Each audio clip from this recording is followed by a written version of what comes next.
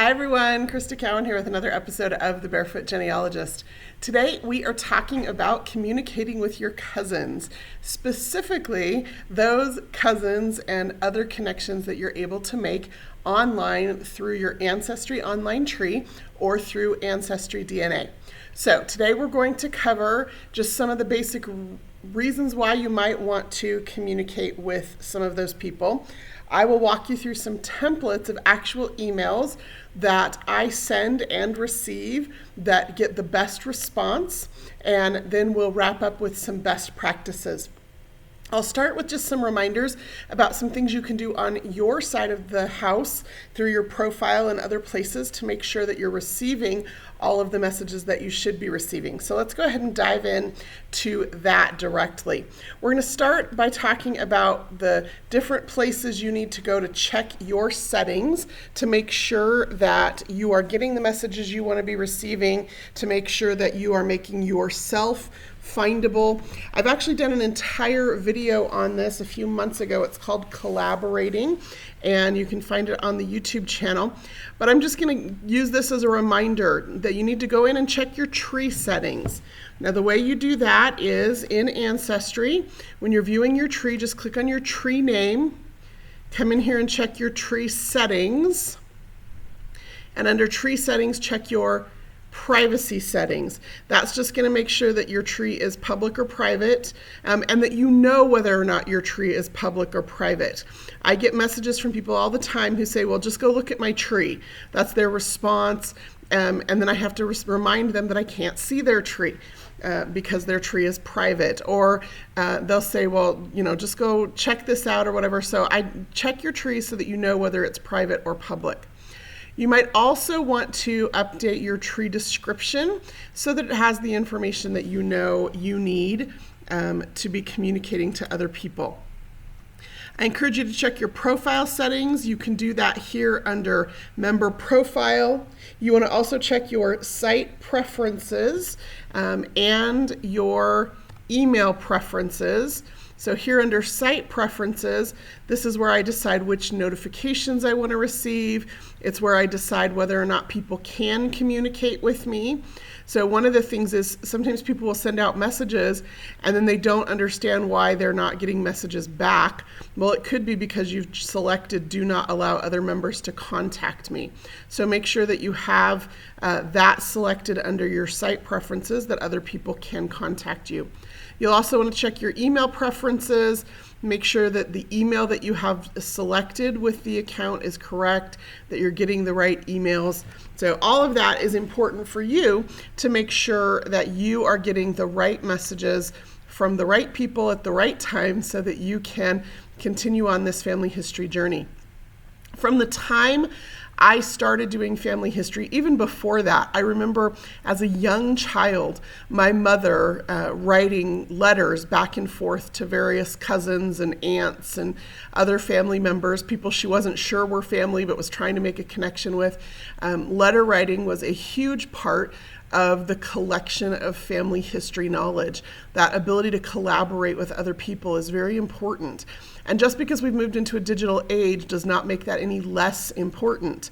In fact, it may even be more important.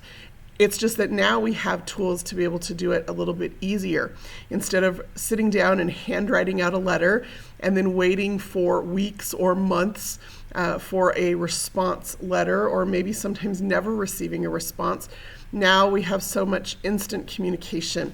So I just want to make sure that you're ready for some of that, or that you're thinking about it. Now, while you are thinking about it, the first thing that I want you to do whenever you're getting ready to communicate with somebody is make sure you're really clear on your purpose for communicating with this person.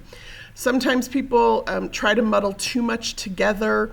They aren't really clear. They're just sending out feelers. I've heard that phrase used. And when somebody isn't sure what to do with your message or what it is that you need or want from them, oftentimes they just won't respond. So if you're really clear before you even start communicating with them what it is that you hope to get out of this interaction, well, then that will come through clearly in your message. and the chances of you receiving a response increase greatly. So here are just some of the purposes we see people communicating with using the Ancestry messaging system. They communicate to share information, to request information, to correct information, to collaborate on specific family lines, or to figure out DNA connections. Now, those are just some of the reasons people connect, but these are the ones that I want to cover today. I'll show you examples of messages, initial messages being sent, and some good practices for sending those messages. I would encourage you, when you send out an initial message to another member on Ancestry, that message should not be long. I've seen people send novels, and that can be really overwhelming, especially when you don't know the person on the other end of the message. You don't know their reading comprehension level, you don't know their excitement level or energy level around family history. They could be brand new at this, and that message could seem super overwhelming to them. So I have found that the shorter and more specific the message, the more likelihood there is of receiving a response. Now, later in the communication, if you want to share more information, that's fine. But that initial message should always just be short and sweet.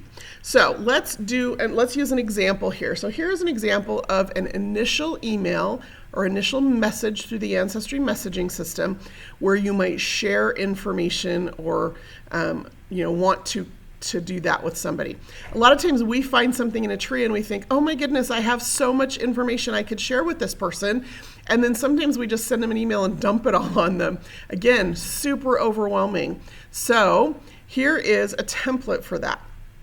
I noticed that you have my great-grandparents John Smith, born 1892, and Elizabeth Williams, born 1896, in your Jones-Johnson family tree. I have photos and other information about them that I would love to share. How are you related to them? So, a couple of things that are best practices about this particular kind of a message. One is you are referencing specific individuals by name and with some kind of an identifier, because they could have 20 John Smiths in their tree. So you give some kind of identifier. He was born in 1892. He's the spouse of Elizabeth Williams, who was born in 1896. So you don't know how big or small someone else's family tree is necessarily, or how many different trees they might have. And so this allows them to find the person you're looking for. I received an email message just yesterday where someone said, I saw John Smith in your family tree, and I want more information about that. Well, I didn't know which John Smith, and I didn't know which tree. So this naming the tree is important as well, because some people have multiple trees. Now, when you're looking at someone else's tree, you see the name of the tree up here in the top left-hand corner. And that is how you reference that particular tree. You can also click through on the username, and that's how you communicate with them or how you contact them. You click on that, and then you just click the orange contact button that will generate a message. You'll receive those messages up here in the top right-hand corner on the little envelope. That's where you will receive messages. You can also go into that Ancestry message inbox to see the messages that you have sent. So this is just a really simple, short thing. You have this great information in your family tree that you would love to share. You've given them a name, you've given them a tree, you've told them you have stuff you would like to share. And then you end with a question. And I find that when I include a question, a specific single question of some sort in my messages, that it increases my response rate hugely, because people feel like they need to respond and they know exactly what they are responding to. Now, I have received messages like this, and sometimes I'll just respond back that I'm not related, that I was working on a client tree, or that I was working on a project for something for the public relations department here at Ancestry. And that's fine too. And sometimes it's a tangential relationship in the tree. Maybe I am related to them, but it's the parents of my, second cousin's wife. And I'm not really interested in learning more about them, but thank you. Okay. So those responses are just as important. Here's a little bit longer message, but it really, when you type it out in an email or in a message, it's not that long. It just looks long because we've got it on a slide here. Again, the idea is to keep it short and concise. So if you see something in someone else's tree and you want additional information, here is a template for doing that. So the message reads, my grandmother was Mary Krebs, born about 1901. She died before I was born, so I never knew her. I think her parents were Martin Krebs, born about 1872, and Sarah Frances Lawrence, born about 1874. You have this couple in your Lewis Martin Johnson Collins family tree. You have children listed for them, but they are marked as private. Can you tell me if my grandmother is one of them? Do you have any other information about her? I'm so excited to have a lead. Thank you for your help. So a couple of things. First, again, you're referencing a specific person with identifying information and a specific tree. Now, if you're one of these people who has a really long tree name, that's fine. Just recognize that other people are going to have to reference that on occasion. If you're someone who has a really vague tree name, or who has 2 or 3 trees with the same or a similar name, that could be a point of confusion. So you might want to think about that just as a point of an idea for you. So I've referenced a specific person in a specific tree. Now, in this case, I noticed that in this tree that this couple, Martin and Sarah, had children. They had daughters, but those daughters were marked as private. What that usually means is that they are listed as living, or the person has intentionally marked them as living to keep that information privatized. Well, what I'm asking for is, I'm related to this person. She's my grandmother. I would like to know if she's one of those people. I'm not asking them to share their whole tree. I'm not asking them to give me everything they have. I'm asking them for some specific information about a specific individual. Then, of course, here I've communicated my excitement, which this is exciting, again, especially for people who are brand new to family history or who don't have access to their family stories like many of us do. People who, for example, have a grandmother that they never knew, to all of a sudden see that there's information about her online. That's exciting. And then, of course, we end it with a thank you, with an appreciation for the efforts of the individual. So that's just a template for requesting information. That formula works whether that information you're requesting is about a grandmother that you're excited about, or whether it's information about a second cousin that you found in somebody else's tree. It doesn't matter. Another reason we contact people is to correct information, and this is a little bit of a touchy situation. I think that we all get really excited about family history, and that kind of ebbs and flows, and different times and different places in our tree generate different interest and excitement levels. But one of the things that a lot of people struggle with is when we find people that we love and know and care about, or have spent hours and hours of our lives researching, and we find information about them in someone else's tree, and that information is wrong. It's really easy to jump immediately to accusations, to blaming, to unkindness, and that's the exact wrong way to handle it. Again, you have no idea who that person is on the other end of your message. And so treat them the way that you would want to be treated. Now, I don't know about you, but if there is an error in my tree, I want to know about it. I want people to contact me. I want them to let me know that, hey, I found some information that conflicts with what you're showing, and let's work this out. But that's what I want them to say. I don't want them to say, hey, you're an idiot. You entered all this information wrong. You're what's wrong with the whole genealogy industry. And I have received a message like that. So here is a template for a way in which we can communicate with each other with kindness, but that's also super encouraging, especially, again, for new people, or for people who've been doing this for 20 years but are still beginners, or even for those of us who've been doing this for 30 years and still make mistakes. So here's the message. I found my great-great-grandfather, Lewis Wilson, born about 1866, in your Wilson II family tree. You have him listed as the father of John Milton Wilson, born 1897. It looks like John is the great-grandfather of the home person in this tree. Is that you? If this information is correct, that would make us third cousins.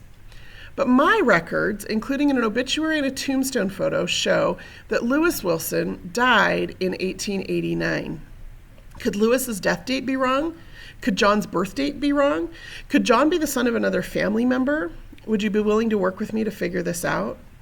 So, even though my research may show that I've got Lewis Wilson and I've accounted for all of his children before he passed away in 1889, and I know exactly who he married and when and where and all the details, right? This person has tacked on an additional child in this family.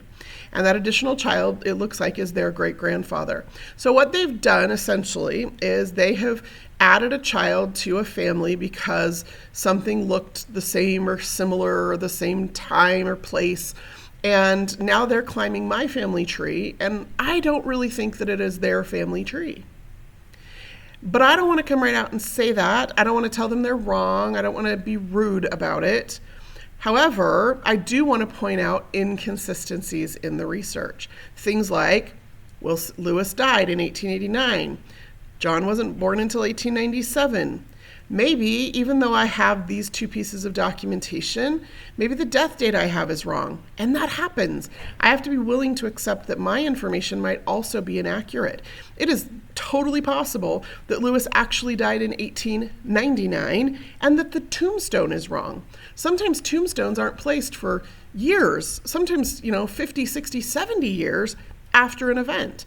And the information could just be inaccurate. Maybe John's birth date is wrong. Maybe she has, an incorrect thing here. Maybe he was born in 1887 and she just typed it wrong. And I didn't find that child because by the time the 1900 census rolled around, he was already working on a neighbor's farm and he wasn't living at home. So it could be possible that I'm missing a child. So you have to consider the fact that no matter how thorough your research is, there could be additional information that you just haven't discovered yet.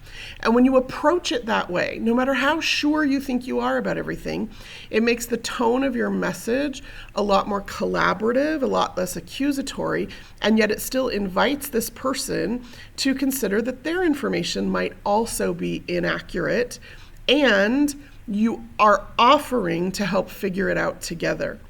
And you figure it out, and maybe you're completely 100% accurate, and they've assigned this child incorrectly, and now you've actually helped them correct that, rather than pushing them away and having them not ever do anything about it or leave the wrong information in their tree. So really great formula that I have found for inviting people to work with me to help correct information in my tree and in their trees. Okay, next up is the concept of collaboration. Now, a lot of times people put their trees online specifically for what they call cousin fishing. They are intentionally posting information online because they want people to reach out to them. They want people to work with. They want people who can do research together, who can, we tend to do family history research in a vacuum way too often. We tend to do it isolated alone at 2 a.m. in our fuzzy slippers, sitting in our living room with our laptops. And that's great. I love that I can do that. But also, I have learned, working here at Ancestry, I work on, as part of the PR research team, and I get to sit with 3 or 4 of the most amazing genealogists, and we collaborate. We kind of do our own thing, and then we'll turn around and say, hey, can you read this? Or I'm looking at this set of records, and does this mean what I think it means? Or I found these 8 records, and I've put the family together this way. Did I do it right? Like, there's a lot of collaboration that goes on, and I have found huge benefits in collaboration. Well, we can do that same thing digitally. We can do that same thing online with those who are researching the same family members. It seems silly for us to expend lots of time and effort, and in some cases money, for research trips to archives and ordering records when there are others who are working on some of those same family members that we can share the cost with, that we can share the effort with. So here is an example of a collaboration request. In your My Kentucky Roots family tree, you have a James Bolin, born 1851, family from Whitley County, Kentucky. You only have 3 children listed for him, John, William, and Nancy. I suspect my ancestor, Elizabeth Bolin, born 1882, may be a child in this same family. Do you have any additional information that you can share? Would you be interested in working together to solve this mystery? Now, maybe James Bolin is as far back as she goes in the tree, and you think your ancestor belongs in that family. One of the things I've noticed is that not everybody lists every child in every family. And that's a little bit detrimental to research, but it's better than listing nothing, right? And so, maybe they've only listed 3 of the children because those are the 3 children they've researched so far, or the 3 children that tied into other families they were researching. In some cases, maybe those are the 3 children they descend from through different lines of their family tree. So introducing the idea that there might be some additional information that you bring to the table, and that you want to figure out who this family is and what their construct is, so that you can then take your research back further, and inviting someone to work with you on that it works really well. Again, a really specific purpose for the message, clear instructions or information about who you are interested in and in what tree, and then a question or 2 that are really specific that prompt them to respond rather than just giving them information. Okay, and then lastly, the kind of message that I receive most often lately has to do with figuring out DNA connections.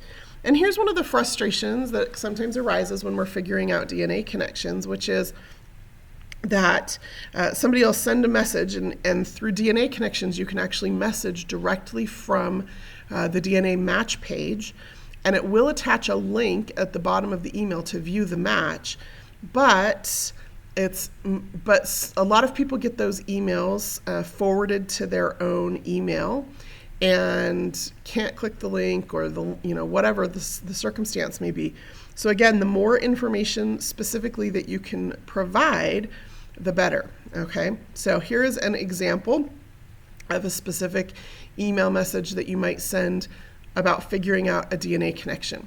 You administer a DNA test for SW, who shows up as a DNA match to me, sharing 52.4 centimorgans on 4 segments. I see that you have a large family tree, but that it is private.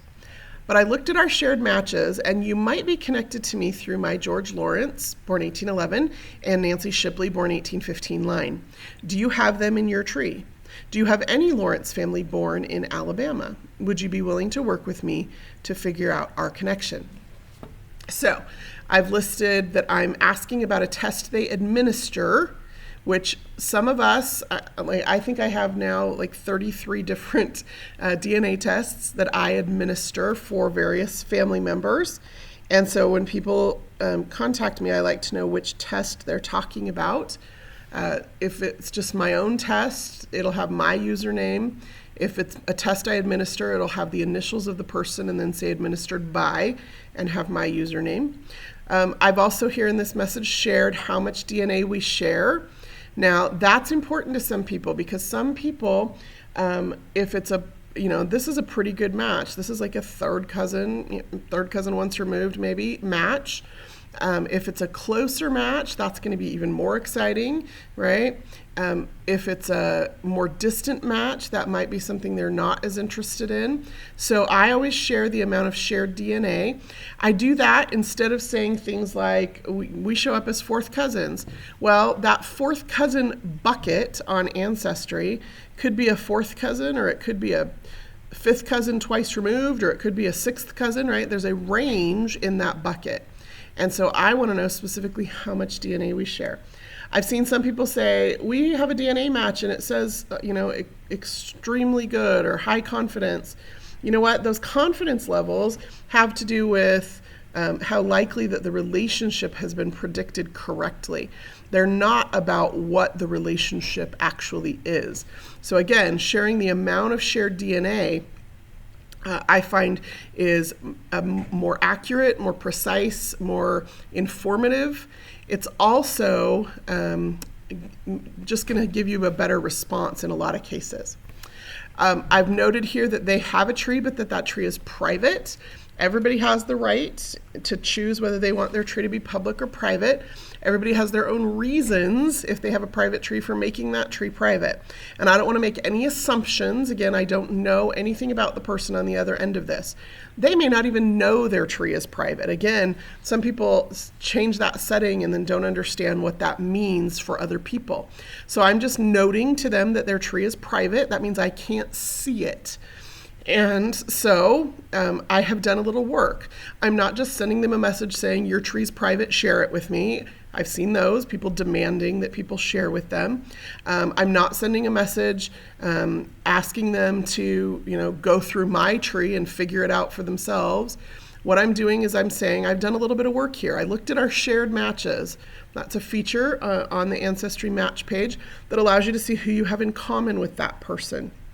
And in this case, because of who I had in common, I'm able to figure out that it's probably going to be this couple as the common ancestor, or maybe one of their parents, or maybe one of their children. And so I'm asking if they have this specific couple in their tree. Now, they might not. As a matter of fact, if I don't have a shared ancestor hint, they probably don't. So then I add some additional information about where that particular family lived. And then I invite them to work with me to figure out our connection. Now, the result of this may be no response because, again, the person may never check their messages. They may be overwhelmed. They may not be interested in family history. Maybe they just took the DNA test for ethnicity. Okay. The response may be that they looked at your tree and they didn't see a match, and so they don't know, what they're doing or how to do it. And so you might need to send them additional prompts or additional information about how collaboration can help in this situation. But this is just a short, concise, introductory email that helps to start the conversation. And if you think about it as a conversation, I think that's going to help, not just in this type of communication, but in all of your communications with these cousins. You would not walk into a room or into a family reunion and walk up to a total stranger and just start a 10-minute monologue about your family tree. You wouldn't do that. And so why would we do that via email? No, instead we're going to show some interest, share some information, and then ask a specific question, inviting a response so that we can start a dialogue over email with that person. So just a few reminders of some of the things we've talked about. Be sure to include which tree we're referring to. Some people have multiple trees on their account and they don't know, which tree you're talking about. Even if you refer to which person in that tree, right? Sometimes they may have that person in multiple trees. Sometimes they have that person in one tree, but they don't know which tree. So include which tree you're referring to, and then give enough identifying information about the person that you're inquiring about that they can find that person in their tree. Even when you're requesting information, go in with an attitude or a willingness to share anything that you might have. I've found that when I am willing to share, others are more willing to share back with me. For that initial email especially, be brief, be concise, be clear, be kind, especially when offering up corrections or asking about confusing information. And then just a kind of a bonus tip here today as we wrap up. I've seen a lot of people just send out tree invitations or DNA invitations without any previous communication. And very rarely am I just going to accept that, especially those DNA shares, because I have no way of removing that once I accept it onto my account. Only the original person who shared it can remove it. And I don't want stuff cluttering up my account if I haven't invited that information or at least been asked if I want to see that information. So send messages, communicate with each other. Don't just send out tree invitations or DNA match list invitations without making some kind of an effort to communicate first. I can tell you from personal experience that when I follow some of these basic guidelines, that my response rate to emails or Ancestry messages rather is actually really high. I get a pretty good response rate, whether those messages are about trees or about DNA, and it's because I'm following some of these guidelines. I also fully recognize that people have lives and that genealogy, for most people, probably not me, but for most people is not life. They have other things going on, and some people only have a little bit of time to dedicate to their family history research. And even if I can see that they've logged on every day, that doesn't mean that they have seen my message. It doesn't mean that they have the time to respond to that message. So I find that patience is also kind of a virtue. It's actually really a virtue.